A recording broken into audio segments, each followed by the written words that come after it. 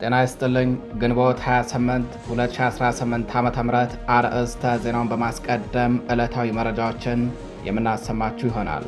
በወሎ ቤት አማራ በአምባሰልና በኩታበር ግንባሮች የጠላትን አከርካሪ የሰበረ ከባድ አውደ ውጊያም መካሄዱ ታውቋል። በአምባሰል ግንባር የምኒልክ ዕዝ አርበኞች በከፈቱት አውዳሚ ጥቃት በርካታ የጠላት ኃይሎች ሲደመሰሱም ቀሪዎቹ ሕይወታቸውን ለማትረፍ ሲሽቀዳደሙ ገደል ገብተው ማለቃቸው ታውቋል። በተመሳሳይ በኩታበር ግንባር በፋኖ ቀለበት ውስጥ የገባው የጠላት ኃይል አከርካሪው ተሰብሮ ሁለት ተሽከርካሪ ሙሉ ሞትና ቁስለኛ ጭኖ በውርደት ወደ መጣበት እንዲሸሽ ስለመደረጉም ተረጋግጧል። መረጃውን በዝርዝር ታደምጡታላችሁ። በሌላኛው መረጃችን በዚያው በወሎ ቤት አማራ የፋኖ ሰርጂካል ኦፕሬሽን ምድብተኞች በወሳኝ ወታደራዊ ጠቀሜታነቷም በምትታወቀው መስቀለኛዋ ጋሸና ከተማ ጥሰው በመግባት 12 ያገዛዙ ወታደሮችን መደምሰሳቸው ታወቀ።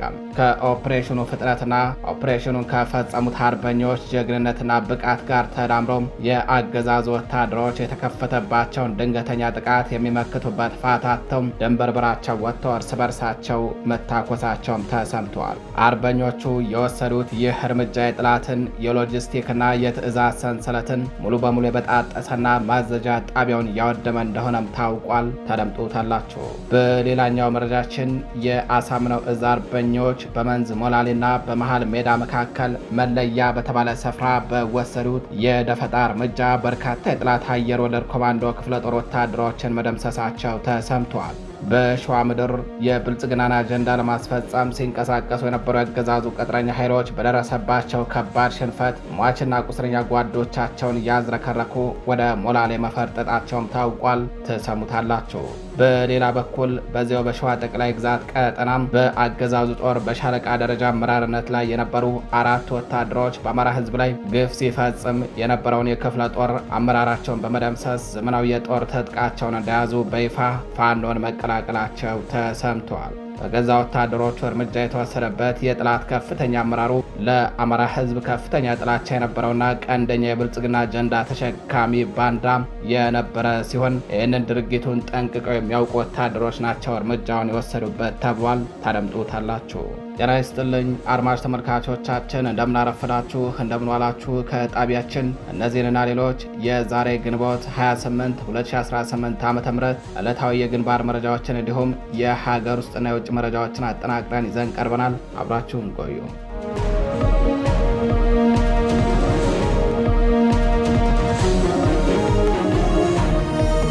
ወደ ቀዳሚው መረጃችን እናልፋለን። በወሎ ቤት አማራ በአምባሰልና በኩታበር ግንባሮች የጠላትን አከርካሪ የሰበረ ከባድ አውደ ውጊያም መካሄዱ ታወቀ። በአምባሰል ግንባር በርካታ ወታደሮች ተደምስሰው ቀሪዎቹ ገደል ሲገቡ፣ በተመሳሳይ በኩታበር 2 ተሽከርካሪ ሙሉ ሙትና ቁስለኛ ወታደር እንዲነሳ ተደርጓል ተብሏል። በአማራ ፋኖ ብሔራዊ ንቅናቄ ምኒልክ ዕዝ 104ኛ ኮር ስር ከ23ኛ ክፍለ ጦርና ከ24ኛ ክፍለ ጦሮች የተወጣጡ አርበኞች በአምባሰል ተሬና ኩታበር ግንባሮች የጠላትን አከርካሪ በመስበር አስደማሚ ድል ማስመዝገባቸው ታውቋል። በከባድ የጦር መሳሪያ ሽፋን ታግዞ ወደ አምባሰል ተሬ ተንቀሳቅሶ የነበረው ያገዛዙ ኃይል ከባድ የሆነ የደፈጣና የቆረጣ እርምጃ ተወስዶበት አከርካሪው ተሰብሯል። ትናንት ግንቦት 27 2018 ዓ.ም ከረፋድ ጀምሮ እስከ ምሽት በዘለቀው በዚያው ውጊያም በኮሩ ስር ከ24ኛ ክፍለ ጦር የተወጣጡ አርበኞች በአምባሰል ግንባር የጠላትን ኃይል 360 ዲግሪ በመክበብ ከባድ ጥቃት ከፍተውበት ሲያሽመደምዱት ውለዋል። እዚህም በርካታ ወታደሮች ሲደመሰሱ ቀሪዎቹ ሕይወታቸው ለማዳን ሲሸሹ ገደል ገብተው በርካቶች አልቀዋል። በተመሳሳይ ሁኔታም በኩታበር ግንባር የተሰማሩት በኮሩ ስር ከ23ኛ ክፍለ ጦር የተወጣጡ አርበኞች መድፍና ሞርተር ታጥቆ የገባውን ወራሪ ኃይል ቀድመው ወደ ተዘጋጀለት የሞት ቀጠና በመሳብ አከርካሪውን ሰብረው 2 የጭነት መኪና ሙሉ ሙትና ቁስለኛ ጭኖ ወደ መጣበት እንዲሸሽ አስገድደውታል። የአገዛዙ ኃይል ሙትና ቁስለኛውን ጭኖ ሲሸሽ ንጹሐንን ኢላማ ያደረገ የዘፈቀደ የከባድ መሳሪያ ድብደባ በመፈጸም በንጹሐን ሀብት ንብረት ላይ ከባድ ጉዳት አደርሷል። የአገዛዙ ሰራዊት በሽንፈት ሲደናበር በህዝብ ላይ በዘፈቀደ የከባድ መሳሪያ ተኩስ በመክፈቱም የጀግኖቹ የማያዳግም እርምጃን መቋቋም አቅቶት የሚያደርገው የመጨረሻው የጥፋት ምልክት ነው የተባለው። አድማጭ ተመልካቾቻችን፣ በዚህው በወሎ ቤት አማራ ቀጠና ወደ ያዝነው መረጃችን እናልፋለን። የፋኖ ሰርጂካል ኦፕሬሽን ምድብተኞች በወሳኝ ወታደራዊ ጠቀሜታነቷም በምትታወቀው መስቀለኛዋ ጋሸና ከተማ ጥሰው በመግባት 12 ወታደሮችን ደምስሰው አንጸባራቂ ድል መቀዳጀታቸው ታውቋል። በአማራ ፋኖ ብሔራዊ ንቅናቄ ምኒልክ ዕዝ 106ኛ ኮር 22ኛ ክፍለ ጦር ስር የሚገኙት የክንዱ አሻግሬ ሬጅመንት ሰርጂካል ኦፕሬሽን ምድብተኞች በጋሸና መሃል ከተማው ሰርገው በመግባት መብረቃዊ ኦፕሬሽን ፈጽመው ነው ድል የተቀዳጁትም። ከኦፕሬሽኑ ፍጥነትና ኦፕሬሽኑን ከፈጸሙት አርበኞች ጀግንነትና ብቃት ጋር ተዳምሮ የአገዛዙ ወታደሮች የተከፈተባቸውን ድንገተኛ ጥቃት የሚመክቱበት ፋታተው ድንብርብራቸው ወጥተው እርስ በርሳቸው ሁሉ መታኮሳቸው ታውቋል። የፋኖን የጀግንነት ጥበብና የጥላትን ውድቀት በሚመሰክር መልኩ አርበኞቹ በስትራቴጂክ የጦር ስፍራነቷ በምትታወቀው ጋሸና ከተማ ላይ ነው ጥላትን ያፍረከረኩትም። ጋሸና የጦር እንቅስቃሴዎችን በመቆጣጠር ረገድ ወሳኝ ስፍራ በመሆኗም አርበኞቹ የወሰዱት ይህ እርምጃ የጠላትን የሎጂስቲክና የትዕዛዝ ሰንሰለት ሙሉ በሙሉ የበጣጠሰ እንደነበረም ታውቋል። የብልጽግና ጦር በነፍስ አድን ሽሽት ላይ ያለ አርበኞቹ በሰርጎ ገብ ኦፕሬሽን የጠላትን የትዕዛዝ መስጫ ማዕከልን በቦምብ ዶግ አመድ አድርገውታል። ትናንት ግንቦት 27 ምሽት ጀምሮም በተካሄደው በዚህ ኦፕሬሽን የሚከተሉት ድሎች ተመዝግበዋል። ጋሸና ከተማ በወታደራዊ ጠቀሜታነቷ መስቀለኛ መንገድ ላይ በመሆኗ ፋኖ በከተማዋ መሃል በመግባት በፈጸመው ጥቃት የአገዛዙን ጦር አሰላለፍ ሙሉ በሙሉ በማናጋት በአካባቢው ወታደራዊ የበላይነት እንዳለው አሳይቷል። የክንዱ አሻግሬ ሻለቃ የልዩ ኦፕሬሽን ምድብተኞች ጋሸና መናኸሪያው ድረስ ዘልቀው በመግባት የጠላትን የጦር ማዘዣ ቅጽበታዊ እርምጃ ወስደውበታል። በኦፕሬሽኑ 12 የአገዛዙ ወታደሮች ሲደመሰሱ ይህ በሰዓቱ ወድቀው የተቆጠሩ ሲሆን ከዚህ በተጨማሪ ቁጥራቸው በውል ያልታወቀ ወታደሮች የጥቃቱ ሰለባ ተደርገዋል። በኦፕሬሽኑ ማዘዣ ጣቢያ ውስጥ የነበረው የጦር መሪዎችን መደምሰሳቸውን የተነገረው። በዚህም የጠላት የትዕዛዝ ሰንሰለት ሙሉ በሙሉ ተበጣጥሷል። አርበኞቹ ኦፕሬሽኑን ከፈጸሙ በኋላ በደመነፍስ የሚደናበሩት የብልጽግና ተላላኪዎች በፈጠሩት ከፍተኛ የእርስ በርስ አለመተማመን አዳራቸውን እርስ በርሳቸው መታኮሳቸው ታውቋል። አርበኞቹ በጋሸና ከተማ የጠላትን የፕሮፓጋንዳ ግንብ በማፍረስ የሰርጂካል ኦፕሬሽን ብቃታቸው ምን ያህል የላቀ እንደሆነ በገሃድ አሳይተዋል። በዚያው ውጊያ የፋኖን ምቅ አቅምና የአገዛዙን ሰራዊት ተስፋ መቁረጥ ደረጃን በግልጽ ታይቶበታል። የምኒልክ ዕዝ አናብስቱ የትግሉን ስትራቴጂክ ስፍራዎች በቁጥጥራቸው ስር በማድረግ እስከ መጨረሻው የድል ቀን ድረስ የጠላትን አከርካሪ እየሰባበሩ የትግሉን ነበልባል በየቀኑ እያቀጣጠሉት ይገኛሉ። በጋሸና የተካሄደው ኦፕሬሽን የአገዛዙን ሰራዊት የሥነ ልቦና ቀውስ ወደ ከፍተኛ ደረጃ ያሳደገ ሲሆን አርበኞቹ የሚወስዷቸው እርምጃዎች በሌሎች ስትራቴጂክ ግንባሮችም ተጠናክረው እንደሚቀጥሉም ተረጋግጧል። አድማጭ ተመልካቾቻችን ወደ ሸዋ ጠቅላይ ግዛት መረጃችን እናልፋለን።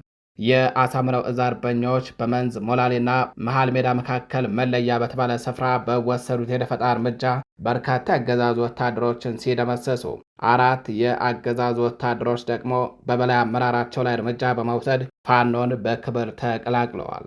በአማራ ፋኖ ብሔራዊ ንቅናቄ ሸዋ ጠቅላይ ግዛት አሳምነው ዕዝ መሐመድ ቢሆነኝ ኮር አስቻለው ደሴ ክፍለ ጦር ስር የ3ኛ ሬጅመንት አብሬዎች ከመንዝ ሞላሌ ወደ መሃል ሜዳ ሲንቀሳቀስ በነበረው የ104ኛ ኮማንዶ ክፍለ ጦር ላይ ልዩ ስሙ መለያ በተባለ ቦታ ደፈጣ በመጣል አይቀጡ ቅጣት ቀጥተውታል። በዚህ ደፈጣ ጥቃት በርካታ ወታደሮች ሲገደሉ በርካቶች በጽኑ መቁሰላቸው ታውቋል።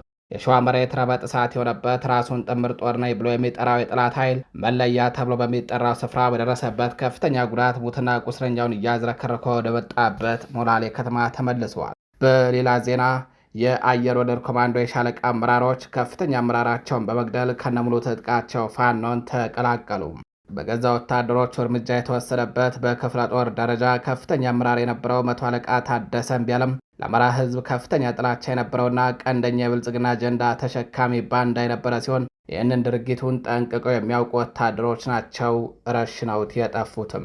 ወታደሮቹ በአማራ ፋኖ ብሔራዊ ንቅናቄ ሸዋ ጠቅላይ ግዛት አሳምነው ዕዝ አፄ ዘርዓ ያዕቆብ ኮር ብሩኬ ደምሴ ክፍለ ጦርን በይፋ ሲቀላቀሉ ደማቅ የክብርና የጀግና አቀባበል ተደርጎላቸዋል። በወረኢሉ ወረዳ መሽጎ የነበረው የአገዛዙ 84ኛ ክፍለ ጦር አባላት የነበሩት ወታደሮቹ በወረዳው 01 ማርያም ደብረ ንግሥት በተባለ አካባቢ ላይ በከፍተኛ አመራራቸው ላይ እርምጃውን የወሰዱት ትናንት ግንቦት 27 2018 ዓ.ም አመሻሹን ሲሆን አስቀድመው ሲያወሯቸው የነበሩ በአሳምነው ዕዝ አፄ ዘርዓ ያዕቆብ ኮር ብሩኬ ደምሴ ክፍለ ጦር አርበኞች ሽፋን እየሰጧቸው በክብር እንዲቀላቀሏቸው አድርገዋቸዋል። አገዛዙ እነዚህን ወታደሮች ለመምታት ተኩስ ከፍቶ የነበረ ቢሆንም በብሩኬ ደምሴ ክፍለ ጦር አናብስቶች በተሰጠ ሽፋን ያገዛዙ ጥቃት ከሽፎ ወታደሮች በክብር እንዲቀላቀሉ ተደርገዋል። በከፍተኛ አመራራቸው ላይ እርምጃውን የወሰዱት ወታደሮች በጥላት 84ኛ ክፍለ ጦር ውስጥ በአንድ ሬጅመንት ስር አመራር የነበሩ ናቸው። እነርሱም የሻለቃ ዘመቻ መሪ፣ የሻለቃ ሎጂስቲክ ኃላፊ፣ የሻለቃ ኦርዲናንስ ኃላፊ፣ የሻለቃ አልባሳት ኃላፊ የነበሩ ናቸው። አድማጭ ተመልካቾቻችን መረጃዎቻችን እንደቀጠሉ ናቸው። ወደ ሌላኛው መረጃችን እናልፋለን። የብልጽግናው አገዛዝ በምርጫ ድራማዬ አልተሳተፋችሁም ያላቸውን ግለሰቦች ከ5000 ብር ቅጣት ጀምሮ እስርና ሌሎች እንግልቶችን እየፈጸመባቸው መሆኑ ተሰምቷል። የብልጽግና ወራሪ ኃይል እስቴ ወረዳ መካነ ኢየሱስ ከተማ ነዋሪዎችን ባዘጋጀውት የጨበራ ምርጫም ለምን አልተሳተፋችሁም፣ ለምን አልመረጣችሁኝም በማለት ስነ ልቦናዊ ጫናና አካላዊ ጉዳት እያደረሰባቸው መሆኑ ታውቋል። አገዛዙ በጨበራ ምርጫው ከማስመረጥና ከመምረጥ ጀምሮ አልተሳተፉም ባላቸው የከተማዋ ነዋሪዎች ላይ ከ5000 ብር ጀምሮ ቅጣት እንዲቀጡ እንደወሰነባቸው ነው የታወቀው። እንዲሁም በአንዳንዶቹ ላይ የእስር ዘመቻ ማውጣቱም ተሰምቷል። ገዳያችንን አንመርጥም በሚል በምርጫ ያልተሳተፉ ወገኖች በሚሊሻና በፖሊስ እየተሳደዱ ሲሆን እየተፈጸመባቸው ያለውን ስቃይና እንግልት ዓለም አቀፉ ማህበረሰብና የሰብአዊ መብት ተቋማት እንዲያውቁላቸው ጥሪ አሰምተዋል። በሌላኛው መረጃችን በአርሲው ጥቃት የብልጽግናው አገዛዝና የኦነግ ጦር እርስ በርሳቸው እየተወነጃጀሉ ነው ተባለም። ባለፈው ቅዳሜና እሁድ በአርሲ በሚገኙ 2 ወረዳዎች በተፈጸመ ጥቃት 50 የሚደርሱ ንጹሐን ወገኖች ሲገደሉ አንድ ቤተ ክርስቲያንም ተቃጥሏል። በዚህ ምክንያት የብልጽግናው አገዛዝና የኦነግ ጦር እርስ በርሳቸው መካሰሳቸውን ቢቢሲ አፋን ኦሮሞ ዘግቧል። እንደ ዘገባው የኦሮሚያ ክልላዊ መንግስት ኮሚኒኬሽን ቢሮ ባወጣው መግለጫ ይህንን ድርጊት የፈጸሙት የኦነግ ተዋጊዎች ናቸው ሲል ከሷል። ቢሮ በመግለጫው ድርጊቱ የተፈጸመው 7ኛው ብሔራዊ ምርጫ ለማደናቀፍ ዜጎች በብሔርና በሃይማኖት እርስ በርስ እንዲጋጩ በማቀድ እንደሆነም አስረድቷል። የኦነግ ጦር ዋና አዛዥ ከፍተኛ አማካሪ የሆኑት አቶ ጅረና ጉደታም ስለ ጉዳዩ ከቢቢሲ ተጠይቀው በአርሲው ጥቃት ላይ እጃቸው እንደሌለበት ገልጸዋል።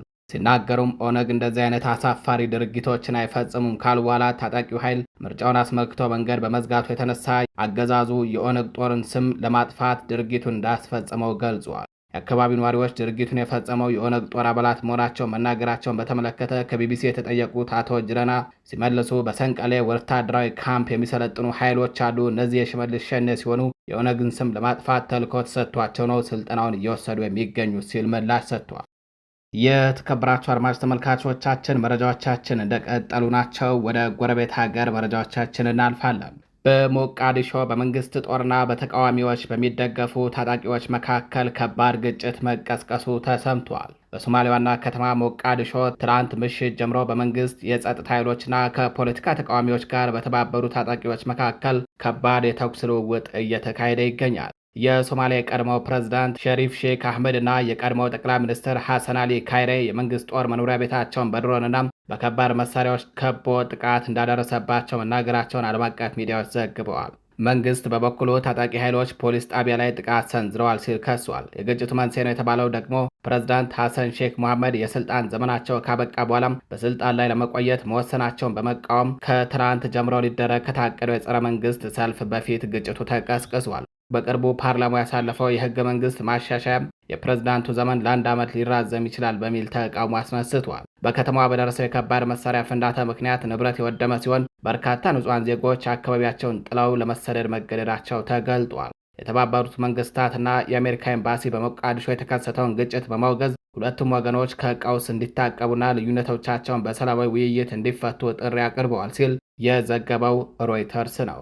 በተያያዘ ዜና በሞቃዲሾ የተቀሰቀሰው ከባድ ውጊያ ንጹሐንን እያፈናቀለ ሲሆን የአፍሪካ ህብረት አስቸኳይ ተኩስ አቁም ጥሪ አቅርቧል። በትላንትናው ዕለት በዋና ከተማዋ ከተቀሰቀሰው ከባድ ውጊያና የሞርታር ድብደባ የተነሳ በርካታ ንጹሐን ዜጎች ህይወታቸው ለማዳን ከቤት ንብረታቸው ለቀው በመሰደድ ላይ ናቸው። ግጭቱ ከጀመረበት ወቅት አንስቶ እየተስፋፋ ሲሆን በከተማዋ ዋነኛ ንግድ ማዕከል በሆነው በባከራ ገበያና በተለያዩ መኖሪያ መንደሮች ውስጥ ጭምር እየተካሄደ ነው። በዚህ ምክንያት ከፍተኛ የንብረት ውድመትና የሰብአዊ ቀውስ እያስከተለ መሆኑን ዘጋርዲያን ከስፍራው ዘግቧል። ይህንን ተከትሎ የአፍሪካ ህብረት በሶማሊያ ዋና ከተማ ሞቃዲሾ እየተባባሰ የመጣውን የጸጥታ ሁኔታና እየተፈጸሙ ያሉ ጥቃቶችን በጽኑ በማውገዝ ጋዜጣዊ መግለጫ የወጣ ሲሆን ህብረቱ በግጭቱ ላይ የተሳተፉ ሁሉም ወገኖች፣ የመንግስት ጸጥታ አካላትና ተቃዋሚዎች አስቸኳይና ያለምንም ቅድመ ሁኔታ የተኩስ አቁም ላይ እንዲደርሱ ጥሪ አቅርበዋል። ህብረቱ በግጭቱ ምክንያት የንጹሐን ዜጎች ህይወት መጥፋት፣ መፈናቀልና የመሰረተ ልማት ውድመት እንዳሳስበው በመግለጽ የንጹሐን ደህንነት መጠበቅ የሁሉም ወገን ቀዳሚ ግዴታ መሆኑንም አስገንዝበዋል። ህብረቱ አክሎ ማንኛውንም አይነት የፖለቲካ ልዩነት በኃይል ሳይሆን በአካታችና ሰላማዊ ውይይት ብቻ መፈታት እንዳለባቸውና ፖለቲካዊ ትርፍ ለማግኘት የሚደረግ የኃይል እርምጃ ተቀባይነት እንደሌለው ገልጸዋል። ይህ ለአገሪቱ ሰላምና አንድነት እንደ ስጋት የሚታይ ሲሆን የተከሰተው ግጭት አገሪቱ ለ10 ዓመታት ከነበረችበት ቀውስ ወጥታ በአንጻሩ ለጀመረችው ሰላምና መረጋጋት እንዲሁም ከአሸባሪው አልሸባብ ጋር የምታደርገውን ትግል ወደኋላ የሚመልስ በመሆኑ ወገኖች ከድርጊታቸው ሊታቀቡ እንደሚገባም አሳስበዋል። የአፍሪካ ህብረት በሶማሊያ የጀመረው የሰላም ማስከበር ሚና ጠናክሮ እንደሚቀጥልም በመግለጽ ሁኔታዎች በቅርበት እየተከታተለ መሆኑን ገልጿል። እንደ ዘጋርዲያን ዘገባ ከሆነ አሁን በርካታ ሶማሊያውያን ከሞቃዲሾ በሰላም ከሚኖሩበት ቦታ በመፈናቀል ላይ ናቸው ተብሏል። አድማጭ ተመልካቾቻችን ወደ ባህር ማዶ መረጃችን እናልፋለን። የእስራኤልና ሊባኖስ የተኩስ አቁም ስምምነት ሰፊ ቀጠናዊ ውጥረትን የማርገብ ተስፋን በማስከተሉ የነዳጅ ዋጋ መቀነሱ ተሰማ። እስራኤልና ሊባኖስ የተኩስ አቁም ስምምነት ተግባራዊ ለማድረግ መስማማታቸውን ተከትሎም ሐሙስ ዕለት ዓለም አቀፍ የነዳጅ ዋጋ ቀንሷል። ይህም በአሁኑ ወቅት በአሜሪካ እስራኤልና በኢራን መካከል ያለው ግጭት ለማስቆምና በዓለም አቀፍ ኃይል አቅርቦት ላይ የተደቀነውን ስጋት እፎይታ ለመስጠት ለሚደረገው ሰፊ ዲፕሎማሲያዊ ጥረት ተስፋን አሳድሯል ተብለዋል። ይህ የዋጋ መቀነስ የታየው ኢራን በኩዌት ላይ የሰነዘረችውን ጥቃትና አሜሪካ በዓለም ላይ ቁልፍ ከሆኑ የነዳጅ ማጓጓዣ መስመሮች አንዱ በሆነው በሆርሙዝ ወሽመጥ አቅራቢያ የሰነዘረችውን ወታደራዊ ጥቃት ጨምሮ በመካከለኛው ምስራቅ በድጋሚ ባገረሸው ውጥረት ሳቢያ የነዳጅ ዋጋ 2 በመቶ ገደማ ከጨመረ ከአንድ ቀን በኋላ ነው። ይህ የቅርብ ጊዜ የገበያ ምላሽ የተከተለው እስራኤልና ሊባኖስ በዋሽንግተን ከተካሄደው ድርድር በኋላ የተኩስ አቁም ስምምነት ተግባራዊ ለማድረግ መስማማታቸውን ካወጁ በኋላ ነው። ይህም ስምምነት በዋሽንግተንና በቴህራን መካከል ለሚደረገው ሰፊ ዲፕሎማሲያዊ ጥረት መነቃቃትን ይፈጥራል ተብሎ የሚጠበቅ ሲሆን ኢራን ቀደም ሲል በድርድሩ ላይ መሻሻል ሊታይ የሚችለው በእስራኤልና ሊባኖስ መካከል ያለው ጥላትነት ሲቆም ብቻ መሆኑን ገልጻ ነበረ። የአሜሪካ ፕሬዝዳንት ዶናልድ ትራምፕ ከኢራን በሚደረገው ድርድር ላይ እስከዚህ ሳምንት መጨረሻ ድረስ መሻሻል ሊኖር እንደሚችል የገለጹ ቢሆንም የኢራን የውጭ ጉዳይ ሚኒስትር አባስ አራግቺ በበኩላቸው በቴህራንና በዋሽንግተን መካከል ያሉት ግንኙነቶች ክፍት ቢሆንም እስካሁን ምንም አይነት ጉልህ መሻሻል እንዳልተመዘገበም ተናግረዋል። በዋሽንግተን በሪፐብሊካኖች የሚመራው ተወካዮች ምክር ቤት ፕሬዝዳንት ትራምፕ በኢራን ላይ የሚያካሂዱትን ወታደራዊ ዘመቻ የመቀጠል አቅማቸውን ለመገደብ የሚያስችል ውሳኔ ሀሳብ አጽድቆባቸዋል። ይህ እርምጃ በሴኔት ውስጥ ከፍተኛ እንቅፋቶች የሚጠብቁት ሲሆን ቢጸድቅ እንኳን የፕሬዝዳንቱ የቪቶ መብት ውድቅ ማድረግን የሚጠይቅ ይሆናል። ዓለም አቀፉ የኤነርጂ ኤጀንሲ በበኩሉ በአሁኑ ወቅት እየታየ ያለው የነዳጅ ክምችት መቀነስ በዚህ መልኩ የሚቀጥል ከሆነም ከፍተኛ የነዳጅ ፍላጎት በሚመዘገብበት ክረምት ወቅት ዋዜማ ላይ የዓለም አቀፍ የነዳጅ ክምችት እጅግ አሳሳቢ ወደሆነ ዝቅተኛ ደረጃ ላይ ሊደርስ እንደሚችል አስጠንቅቋል። የአይኤንጂ ተንታኞች እንደሚሉት ከሆነም በሆርሙዝ ስትሬት በኩል የሚደረገው የነዳጅ ፍሰት እንደገና ቢጀመር እንኳን ሂደቱ ቀስ በቀስ የሚከናወን የመሆን ዕድሉ ከፍተኛ ነው። ይህ በሚቀጥሉት ወራት ለተጨማሪ ዋጋ ጭማሪ መነሻ የሚሆን ዕድል ይፈጥራል ሲሉም ተናግረዋል። የተከበራችሁ አድማጭ ተመልካቾቻችን ለዛሬ ግንቦት 28 2018 ዓ.ም ይዘናቸው የነበሩት ዕለታዊ መረጃዎቻችን እነዚህን ይመስላሉ። ከቀሪ የጣቢያችን ዝግጅቶች ጋር ቸር ቆዩ።